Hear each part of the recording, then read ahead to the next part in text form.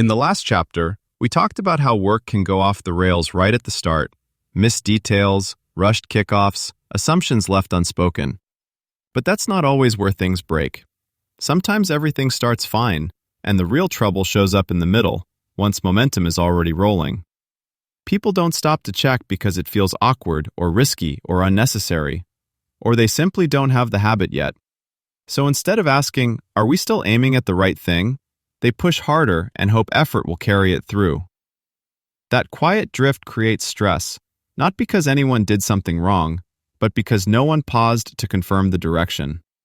The tension, the second-guessing, the churn, it's not about motivation. It's about the moments we don't think to stop and verify.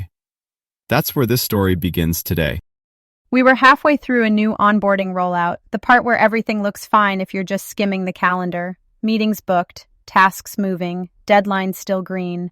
But underneath it, the trajectory had started to drift. Not in a dramatic way, just enough that people could feel it. You'd see it in meetings. Someone would pause, start a sentence, then stop. Updates got longer, slides multiplied. Everyone sensed we might be heading slightly off course, but no one said it out loud. Some didn't want to look unprepared. Some assumed they should be able to figure it out. Others thought, "I'll just outwork the confusion." So that's what we did. We compensated with effort, more detail, more revisions, more late nights to try to pull the work back in line. But the farther the trajectory drifted, the harder it became to correct. The work took more time. Decisions felt riskier. I remember sitting at my desk with my shoulders tight, realizing I wasn't tired from the workload. I was tired from steering without knowing where the road actually was. That's when it clicked for me. Staying on trajectory is easier than correcting it later. A simple check-in, said early, is worth hours of extra effort. Clear communication doesn't slow work down, it keeps it from drifting in the first place. That's so relatable. I've seen entire teams, high performers included, fall into that trap. It's not about laziness or lack of care. It's this subtle drift where politeness or pressure keeps everyone moving, but nobody wants to pause and ask, "Hey, are we still heading in the right direction?"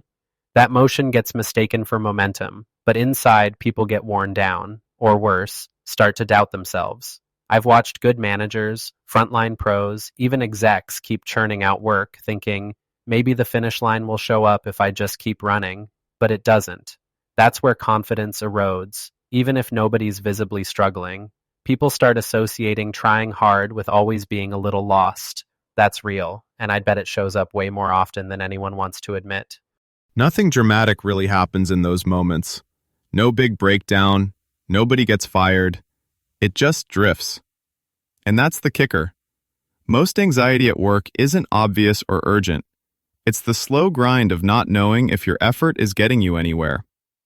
But here's the shift. Clarity is almost always one pause away.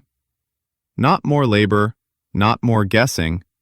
A quick professional check before the drift turns into real rework. That's what we're talking about today.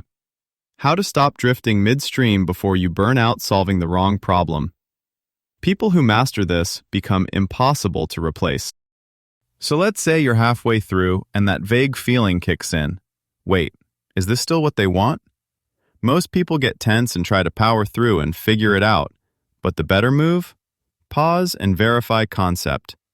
It's not about motivation or pep talks. It's about a clear, adult habit. Concept verification. That's just a quick, honest check-in. Are we working toward the right outcome, or are we guessing? You'll know it's time to concept verify when 3 things pop up. First, your brain's doing mental gymnastics to justify extra work, just in case. Second, nobody can state the finish line out loud, even in the same room. Third, you're hearing feedback that feels random, not targeted. The relief comes when you pause, ask, and decide together. Not a reset, just alignment. We were about a week in, and all the signs were there. We'd started sprinting, but in every check-in, people kept hedging. So I called the pause. I said, "Can we just confirm what a win actually looks like at this point?" I was nervous, felt like maybe I was stalling, but naming the uncertainty without getting defensive reset the whole rhythm. Suddenly, nobody was guessing. We put the criteria right on the board, and you could feel the tension drop. I didn't have to over-deliver just in case, or keep checking my emails at midnight. That was the moment I saw. Clarity gives you your agency back. Instead of working to cover for the unknown, you get to work with purpose. And honestly, my pace steadied. It felt dignified, not frantic. I've learned to look for those moments too. Back when I was consulting, I'd watch good teams wear themselves out, just grinding, hoping they'd hit the mark. The difference with high performers wasn't skill, it was that they made concept verification a habit. Like literally, you could walk into their project room any day and hear someone say, "Let's check the criteria before we keep moving." What that does is it takes all that risky effort where you hope you're on track and turns it into actual progress. Once you have verification language, you're not working harder, you're working for something known. The irony, even the best teams, the folks with the sharpest track records, usually need this habit the most, because the higher the stakes, the more dangerous it is to drift. Motivation is great when it strikes, but it's fickle. Clarity is durable. Adults don't need extra encouragement. They need to know what the target is and what counts as a win. Concept verification isn't micromanagement, it's shared reality. It moves work from do your best to here's what done is. If your team can say the finish line before you start and repeat it midway, you actually lower the risk and reclaim your focus. That's how you turn downstream stress into upstream agreement and get more calm every time.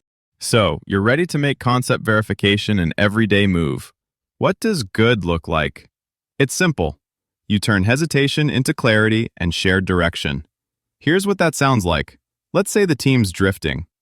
Instead of waiting for frustration to spill over, you pause the group, say, "Let's confirm what success looks like right now." Or, if you sense pushback or anxiety, don't walk on eggshells. Use confident, professional language. "I want to make sure we all see the same finish line. Can we define that together?" When you do this well, your team is inspired. Feedback gets tied to the real goal, not a mood. And you know you've nailed it when fewer revisions come back, feedback actually makes sense, and progress is visible, and so is the target. It sounds simple, but the shift is huge when you try it a few times. Let's show how it plays out. First, the team drifting. Picture 4 people in a Zoom, all pretending to be clear. Yep, got it, we're all set. But inside, everyone's making up their own version. Nobody is totally sure. Second, the clumsy attempt. Someone goes, just checking. Did you want more detail on this or less? Sorry, just want to make sure. Instantly, the vibe gets tense. Feels like an apology, not clarity. Now watch it land right. Quick concept check. Our definition of a win here is a 5-slide summary with action items by this Friday. Everyone aligned? Tone is solid, no drama. You can almost hear the sigh of relief. That's the sound of drift turning into direction, and it opens up actual smooth execution. You don't just save yourself, you save the whole team from guesswork. And here's the challenge for anyone listening. Notice yourself the next time you're tempted to just push through uncertainty. That's your signal. Stop and concept verify instead. It doesn't need to be a big moment or some grand speech. Just check the criteria, ask, repeat it back, make it shared. You'll know it's working when revisions get less painful, feedback actually helps, and the stress starts to loosen. It's not flashy, but it's a leverage habit. And it's one of the quickest ways to grow real confidence in your work day after day. Let's bring it home. Being impossible to replace isn't about being the fastest or the most eager.